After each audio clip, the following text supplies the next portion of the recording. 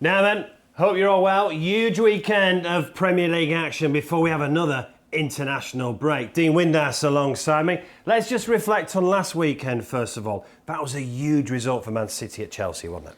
Incredible, the way Chelsea started.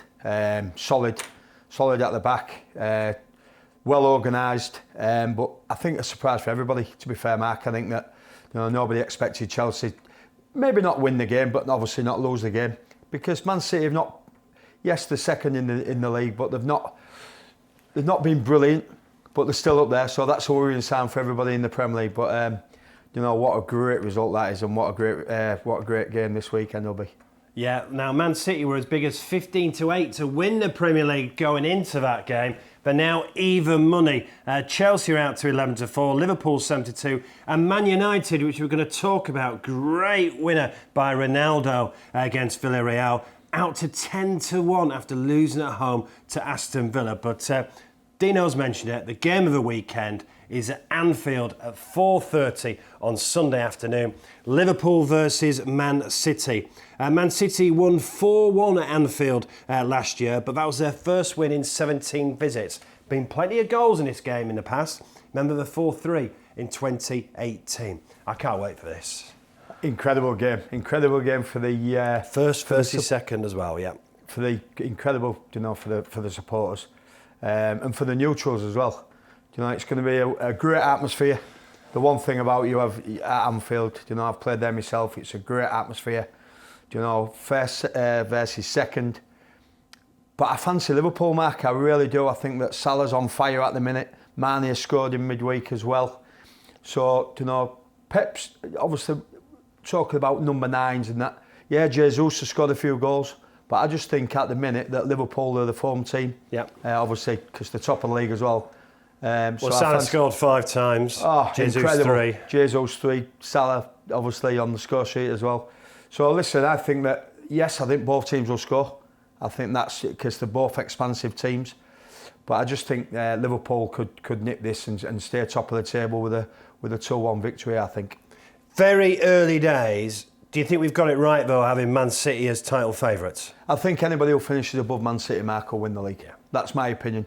And the top 4 as it is now, obviously with Liverpool, Man City, Chelsea and Manchester United, it's gonna be a lot to budge them 4 off there, I think, right through the season. So, but anybody who finishes above Man City will win the Premier League. Contrasting midweeks for both clubs. Liverpool obviously had that great victory against Porto. Yeah. And, well, Man City, well, he puts the equaliser in. It's a different game, isn't it? It is, but, you play PSG and you know what you're going to get. What a goal by Messi. And he always comes back and haunts Pep Guardiola. But listen, they'll put that, to the back of the mind now. Pep's obviously focus will be the weekend's game. But I do actually just fancy Liverpool. I think that they'll just edge this game. And as you say, with Salah scoring goals, Liverpool top of the perch, it'll be a great game. Go on then, prediction them. 2-1 Liverpool. 2-1 Liverpool. I just think, as you say, they're at home. The home advantage, with Liverpool probably stronger defensively than Man City. I do fancy Liverpool at Anfield. Yeah, it was 4-1 to Man City last season, but as I mentioned, that was their first win in 17 visits to Anfield for Man City. So Dino is going for a 2-1 win for Liverpool, and Liverpool to stay top of the table. Right, let's rewind back to another live game. This is 12:30 on Saturday lunchtime. Man United versus Everton. And our chat about this game is going to be very different now after that Ronaldo winner. Look, Ole Gunnar Solskjaer was under quite a lot of pressure last night because obviously they'd lost the first game in Europe, not done great in Europe under Solskjaer in the Champions League. Obviously they got to Europa League final. He was under pressure last night. They needed that win and Ronaldo came up trumps. Does he always? Yeah. It's just incredible, Mark. How he's 34-year-old, is he? And 36. 36, sorry. And that's still young for a footballer nowadays. But the man's incredible, and you're rightly so. Solskjaer is under pressure every game at Manchester United because they expect to win every game, especially European nights. It's a great atmosphere, as he said last night on the TV. But for me, Everton are 5th in the Premier League. Man United are 4th. It's a big game, this. It's a massive game. Because no one expected United to drop points at home against Villa, but it was the old problem, wasn't it? But Man United in the last 2 or 3 years, unable to break down teams at home. Well, the trouble is when you've got your two solid banks of 4 or 5, what they do to... Listen, anybody goes to Old Trafford, Mark, and it's like you try breaking us down and obviously Everton will try getting them on the counter-attack. Obviously, with Calvert-Lewin, Richarlison, that's the way Everton play. And as you say, the one thing about Manchester United is if you've got somebody like Cristiano Ronaldo, you've got a great chance to win the game. I'm gonna sit on the fence here, Mark, with this one. I think that it'll be a draw. Right. I think Everton, it was a draw last season. I think Everton will sit back and try to get her on the counter. Try to break us down, as Rafa will think. Try breaking us down and see what you can do. But I'll go for both teams to score. But the one thing about it is, you never know, obviously, with Cristiano Ronaldo. Give us a scoreline then. I'm going to give a 1-1. 1-1. It was actually 3-3 last season, but it was Dominic Calvert-Lewin, who Dino's mentioned, in stoppage time. Ronaldo's 5-5, disappointing result against Villa. Everton beat Norwich last weekend after losing to Villa the week before. That's their only defeat. Just a quick word. We mentioned Ronaldo, obviously brilliant signing, 5-5. Andros Townsend looks a great bit of business for Everton. He's been brilliant on the right-hand side, hasn't he? And as you say, Rafa's had him before. And I think with Townsend, he just needs to, well, as a player, wants to be loved. And I think that he loves that at Goodison. He loves playing for Everton. He respects the manager respects him. But as you say, then you've got Calvert-Lewin, you've got Richarlison. So they've got a lot going forward, by the way. So as you say, they'll sit back, try getting Man United on the counter-attack. But I just think, listen, the one thing about when you go to Old Trafford, Mark, if Man United score early doors, it's a tough afternoon. If they can keep the door closed for 50, 60 minutes, then obviously they could get some out of this game. But I fancy a 1-1 draw. I think both teams will score. And obviously, will Ronaldo take the penalty if he... I think he probably will now. He probably will do. I think he will do. So he must be odds-on favourite to score the first goal. So Dino is predicting more drop points for Manchester United at home. Right, Burnley, Norwich. We're going to the 3 o'clock kickoffs now. Burnley are on 2 points. Norwich are on 0 points. Now, I don't want to diss Norwich anywhere whatsoever, but Burnley are obviously looking at this and thinking, right, got to get our first win of the season. Without a shadow of a doubt. And the one thing about Norwich is they've not won this season. Everybody... Listen, when you come up, Mark, it's very difficult. Obviously, people, say you're getting relegated even before ball's being kicked. But Norwich is a bit different for me. They came up 2 years ago. They came up 2 years ago. They ago. don't seem to have learned from it. They've not learned from the mistakes, no. The one thing you get from Burnley, I love Sean Dyche's approach to the Premier League, and that's why they've been in it so many years. Standard 4-4-2. Get the ball up to the big strikers. Listen, Norwich have got to win the home games. They've got to win the home games, Matt, to stay in the Premier League. But away from home, you've got to nick points. You've got to, get points. As you say, play a 4-5-1 system. Try getting people on the counter-attack. But you can't see anything more than Burnley result here on Saturday. It's just incredible the way that Burnley have stayed up. Listen, they've had a tough start, don't get me wrong. They've had a tough start. They've drew 2, they've lost 4. It's not a good start for Burnley, but you can always say, you know what you're going to get from them. If Norwich don't compete, this could be a defeat for Norwich again, I think. Give us a score. I don't think Norwich will score. I think that Burnley will bombard them, get the ball forward. I'm going to go for a 2-0 Burnley. 2-0 Burnley. No winning 13 for Norwich at Turf Moor. Right, staying with the 3 o'clock kickoffs. Chelsea, Southampton. Obviously disappointing against Juventus. Now Chelsea, not a great home record against Southampton. We've not beat Southampton at home since December 2017. Well, it was going great. Everyone was lauding Thomas Tuchel. I'm not saying, it's completely gone wrong, but home defeat to City and now a defeat to Juventus away in the Champions League. Yeah, but I think that's that don't look the quality of the opposition. Well, yeah, exactly. Without that don't look good for Southampton. 2 defeats on the bounce. The one thing about it, you're at Stamford Bridge. Chelsea haven't lost in the obviously only lost 1 in the Premier League. Drew 1 in the Premier League. I think it's a difficult game for Southampton. You lose a striker like Danny Ings. It's tough in the Premier League. You need a goal scorer without a shadow of a doubt. Do you know, Southampton have drew 4, they've lost 2. And the one thing about it is, you know, you've got, again, you've got to stay in the game as long as you can for Southampton. Chelsea score early doors, this could be a rout. This could be a rout because obviously they're wounded animals at the minute with them 2 defeats. Obviously up there in the Champions League spot of Chelsea. You can't look past Chelsea. You cannot look past Chelsea in this game. I think both teams will score. I think they will. Give us a scoreline in. 4-1. 4-1 to Chelsea. I think that, as you say, Lukaku, you know, he's a threat. You know, but the one thing about it, you're going to Stamford Bridge. If you like you do at Old Trafford, you concede early, it's going to be a tough afternoon. 4-1 Chelsea is Dino's prediction. Lukaku was 9 in 12 against Southampton in the Premier League. Right, I think this is a fascinating 3 o'clock kickoff. Leeds versus Watford. Leeds still searching for their first win. Watford have beaten Norwich and Palace. They last met in the 99-2000 season. Leeds won on both occasions.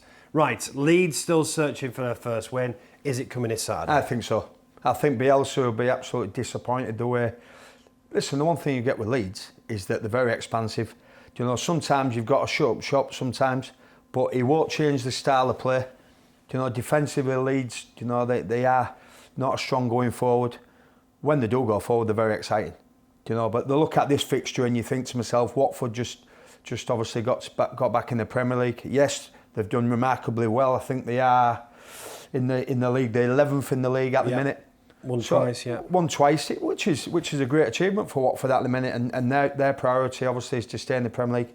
But I think, as you say, with Leeds not winning this season, you know, massive crowd there at Elland Road on Saturday.